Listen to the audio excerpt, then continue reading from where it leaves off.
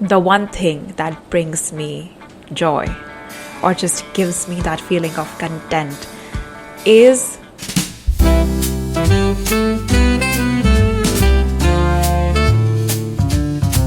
Hey guys, and welcome to yet another episode of the Perspective Project podcast.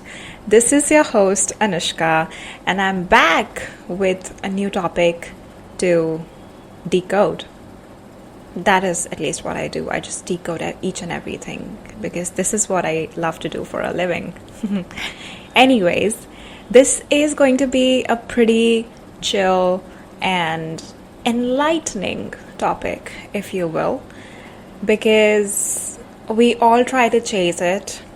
We all want this in our lives, and we just cannot live a fulfilling life without this certain thing. And also another hint, you associate this with the color yellow. And now I'm thinking about the song Yellow by Coldplay. It's such a beautiful song. Anyways, to give you a little bit of context before revealing what the topic is, I want to say thank you to my mom because it was through her that I got this idea for this episode. And basically, we were just sat in the living room. She was talking about her day in the office and how they had a workshop for emotional literacy, which is like awesome. And the instructor there was talking all about the, basic primary emotions. And she asked the participants to have a memory about the moments where they felt the most joy and happiness. And my mom, she is the sweetest person ever. And she was just like, happiness, it's pretty simple. You feel happy when you are with the people that you love.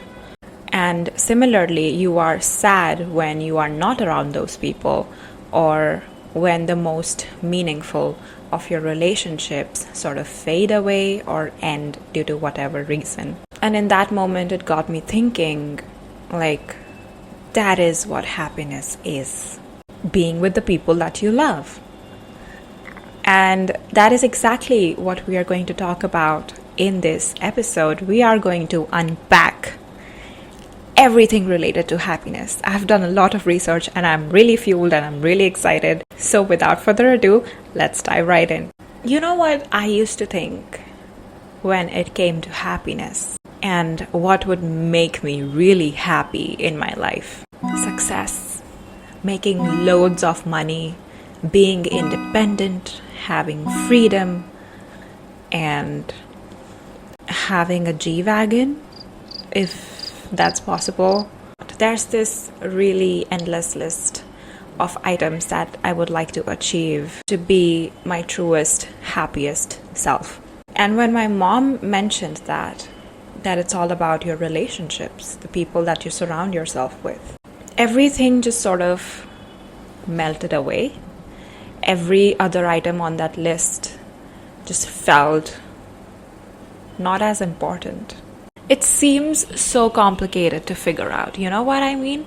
When we are exposed to the lives of so many happy people online, you just don't know what you can fit into the criteria of happiness. And one thing that gave me so much hope and excitement about the future is the fact that happiness is yet another skill that you can learn. It's like a muscle that you can train. I really want to focus on that fact because when you've been down in the dumps, when you're feeling all of the low vibes for days or weeks, it can get really exhausting. And in that moment, it just feels like happiness is something so out of reach. We are constantly exposed to new heights of things that you can achieve to feel truly happy. It is really difficult to not associate your happiness with your accomplishments. Once you do that, it is really easy to be really sad and beat yourself up about the times when you do fail or when you make a mistake. And so we are so busy scrolling or just avoiding sitting with ourselves and being in the present moment that even when we are happy, our default state is thinking that there's something that I haven't accomplished. There's something that, I need to do to be happy. And so we try to search for all of these ways and answers on the internet from other people who seem to have their life together, who seem to be feeling the happiest and they're just thriving, even when we don't know these people. One of the things that I found out that bring joy to almost every human on this planet is fulfilling relationships. Who would have thought, right? Fulfilling relationships and healthy relationships. I feel like I need to clarify that. You cannot just go about and fall for anyone and everyone just because you want to have someone around. No, you cannot settle for anything just because you want to be happy. We have these people in our lives who just love us unconditionally, who support us and have been so kind to us. And I'm talking about your parents, your siblings, your friends, your partner, if you have one. Just because we have them around on a daily basis, it's easy for us to take them for granted because we know they are not going to leave our side. But being appreciative towards them, counting your blessings that you even have all of these people can make such a huge difference. And putting efforts into getting to know them deeper can be so fulfilling. You don't have to have a big group of people just so you'd be happy. It's all about finding the right people, the right support system. Even if you have one good close friend who you can trust blindly, you have won at life. This is the one question that I think about. It really makes me feel grounded. It's that if it were your last day on earth, how would you like to spend it? And I know that it can come across as really dark and shady, but that question really puts things into perspective for me. Your time on this planet is limited, of course, and so you want to spend it in a way that feels valuable to you. You just don't have time to tolerate bullshit. That's all I'm gonna say. This is one of the questions that I ask myself, and most of the times the answer to that question is obviously spending time with my loved ones. That is always at the top of my list. In that moment when I'm forming the answer to that question, nothing else matters. I don't care about how much success I have. I don't care about how much money I have made. Everything, as I said, every other thing that seems so relevant in our day-to-day lives, when you think about your last day, it seems so irrelevant. It's like, I just want to be close to my people. That is all I want. In the world of Western self-help, you might have noticed when you go on YouTube or anywhere, they are really focused on themselves. Like, when they ask the question, what should I do to make myself happy? It's always directed towards them. It's like, go shopping, watch a movie, or, go to a restaurant, eat something, and do all of your favorite things. So this is a collective mindset in the West. But in the East, for example, Asia, and I found this really prominent in Japan for some reason.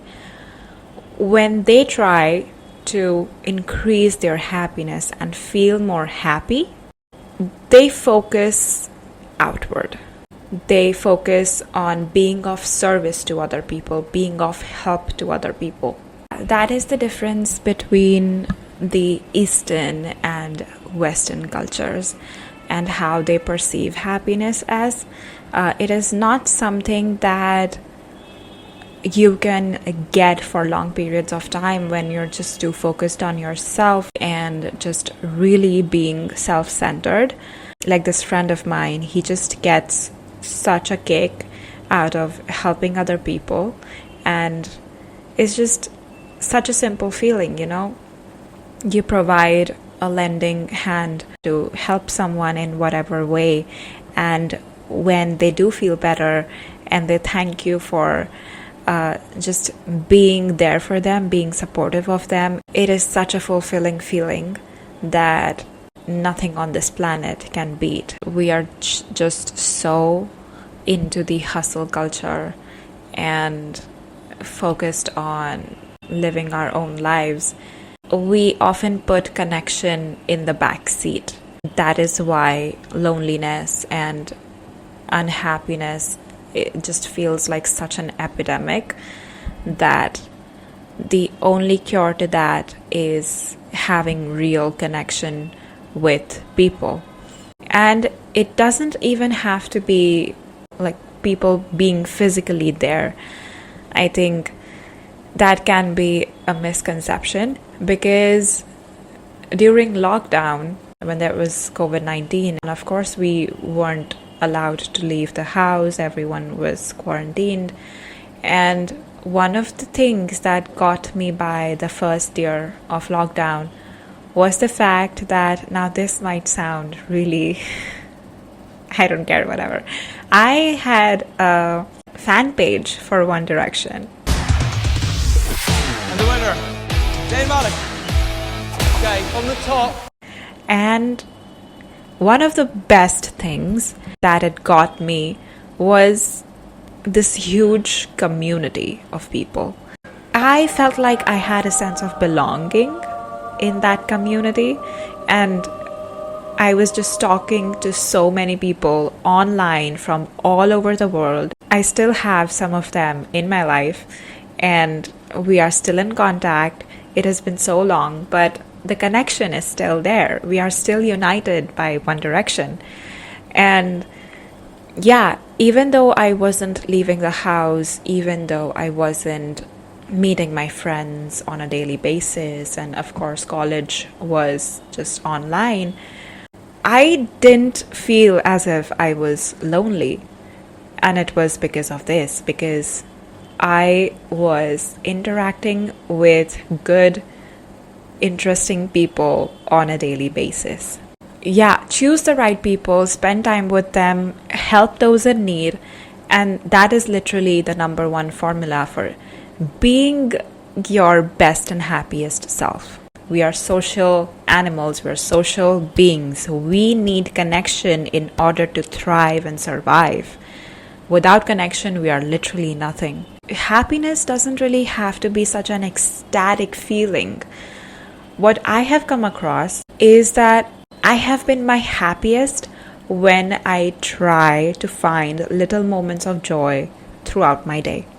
We have a really fixed mindset about what celebration means. And when we think of celebration, what automatically comes to mind is achieving something really big, reaching a milestone, or celebrating like a wedding or a birthday, and just all of these things that do not happen as regularly. And this is one of the concepts that I just really love. And I'm not gonna lie, I do struggle with that. Sometimes it is really difficult for me to find my little moments of magic. The one thing that brings me joy, or just gives me that feeling of content, is in the evening I have my coffee time. It is like a fixed routine at this point. I really look forward to it, because during that time it is just either me alone sitting by myself enjoying the taste of my bitter coffee. I just love it so much. And then I have a dessert with it, either cookies, or if I have cake, then cake. Or during that time, I just put on some music sometimes in the background to really set the vibe, or I have a friend on FaceTime. It is just all of these little tiny moments that build up over time, and then you feel just you are so lucky to be alive.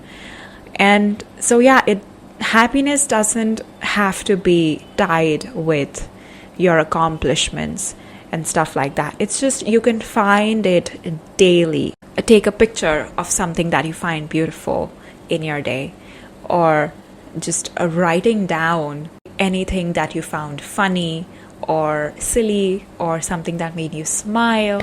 As I mentioned earlier, that happiness is a skill that can be learned and developed. The neurons that fire together wire together. So if you are someone that struggles with negative thoughts, or just looking out the worst case scenarios or ruminating about them, it is likely that you have made a habit of it. And there's good news, it can be broken. You just need new neurons to fire together, genuinely. So I have been following this little ritual where I have a gratitude prompt on my phone. There's this site, I will link it below, and it has like 101 prompts for your gratitude practice. And I've been doing it for a few days. I have a separate little journal, little book, in which I write the prompt for the day, and then I just reflect upon it. And this is why I love prompts, because they ask you about a specific time in your life, about a specific situation. So you go back down memory lane and you're just feeling all these emotions of nostalgia and kind of reliving that moment. And it's just one of the best feelings in the world, honestly. What our brain usually gets adapted to is repetition. The more you give attention to something, the more you'll get of it. It is as simple as that, like the basic rule of neuroscience. So with repetition, if you are constantly saying bad, negative thoughts to yourself, criticizing yourself and others, judging others, yourself, whatever it may be, the more you'll get of it, the more you'll be able to lean back into that habit. But the positive thing about this principle is that if you focus on the good, if you consciously choose to compliment people on a daily basis, compliment yourself on a daily basis. That is why people are so mad about affirmations, because your brain doesn't know the difference between your reality and imagination. So even if it's not true in the moment, there will be new wires, new ways in your brain that will just be easy to follow. I was reading a comment under a YouTube video a few days ago, and it said, "The things you do not take time to appreciate today will disappear tomorrow." It is just so simple for us to take each and every day for granted, even when we know that it is a privilege to be healthy and living and waking up each day. Because our life is so fickle. It can go like this. It can genuinely just disappear out of nowhere. All right. So now that we have kind of established the foundation of happiness, the first few things that I've mentioned, the number one thing is being of service to others, seeking connection, and having valuable, fulfilling relationships in your life. Second, gratitude practice. As I already mentioned, you can have a little ritual, you can use the journal prompts. Third is taking a picture of something pretty or beautiful that you find in your day. I also have a list of some of the other habits that people like to explore and like to do in order to elevate their feelings of joy. One of the things that makes a huge difference in my life in terms of happiness and just a more mental and emotional stability is having a routine. I know that you might have heard it everywhere and it just sounds really blah, but it genuinely does help you guys. This is the reason why when you were in school and you were doing so many things, you did not feel burnt out or depressed because you had something to look forward to the next day. Establish little tiny things. Like one of the things that I'm also trying to do is be more physically active. Now that I just work from home, it can be really easy for me to just slack off, be lazy. But I know that exercise is one of the things that can really hack your brain and give you those positive emotions. I swear to God. How does exercising or physical activity help with mental health? You can search it. There are many articles or research papers that you can just read, and there is so much evidence. Another thing, oh my God, you guys, this I stopped doing during lockdown itself. It has been 4 years. I do not watch the news. I absolutely do not watch the news. If you have like an app on your phone that gives you constant updates about what is going on around the world, literally turn off all your notifications. Your phone can be your enemy, to be very honest, if you don't design it to be useful for you. I don't even have my WhatsApp notifications on because I don't want to be disturbed at any moment during my day. So if you are texting me right now, I have no clue if you've done that unless I open the app. And then what I've done is I really used to spend a huge amount of my time on Instagram, and not scrolling has been really beneficial. I don't have the words to describe how impactful it has been. So I have moved all of those distracting apps, YouTube, Instagram, Pinterest even. All of those apps I have put on my iPad because my iPad is something that I strictly just use for work. You can just put all of those distracting apps into a device that you don't use as often, or just switch to the websites of all of those apps. I swear to God, the websites are so bad and they lag so much that it will just want you to quit and just don't scroll at all. Go outside and check your vitamin D levels because it plays such a role in your emotions and everything. It's just get some sun. I swear to God, if you cannot do that, get some vitamin D supplements. When you actually see human beings in their element, I don't know, there's just this sense of, oh my God, I'm not locked up in a zoo. I actually have free will. So go outside. I think the last thing that I want to mention is just joke about everything. Joke about the most traumatic experiences of your life and laugh about it. There's literally no other way around it. I'm sorry. The more you pity yourself, the more you think about how negatively it must have impacted you, your mind and whatever, just laugh about it. Just make it funny, you know? To all of the therapists that will come and say that, oh my God, it's just a coping mechanism. You use humor just to curb your emotions. I'm sorry I'm living a life better than you. But please, each and every one has their own process of how they want to actually feel their emotions. And genuinely, guys, ruminating about it, thinking about it, and just finding all of the negatives about it has never helped anybody. Laugh. Literally find reasons to laugh.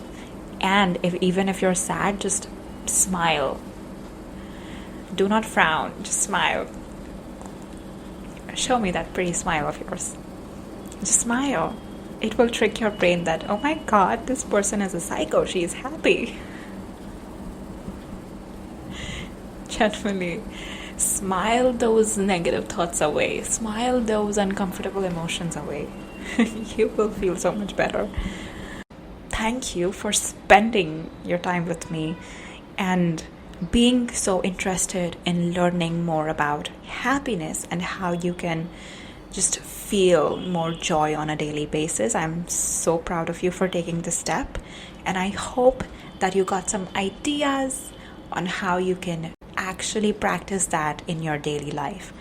And you cannot just expect to do all of these practices in just one day and expect yourself to be happy. Guys, no. You need to be consistent with it. Then only you can reap the rewards. You know what I mean? Like, it's a gradual process. It's not a one-time thing. Yeah, I'm sending you guys so much love and so much light your way. And also, if you would like to see me talk, subscribe. If you like to see this pretty face, subscribe. If you like the wisdom that I'm sharing, subscribe. That is it from me. I will see you in the next video. Bye.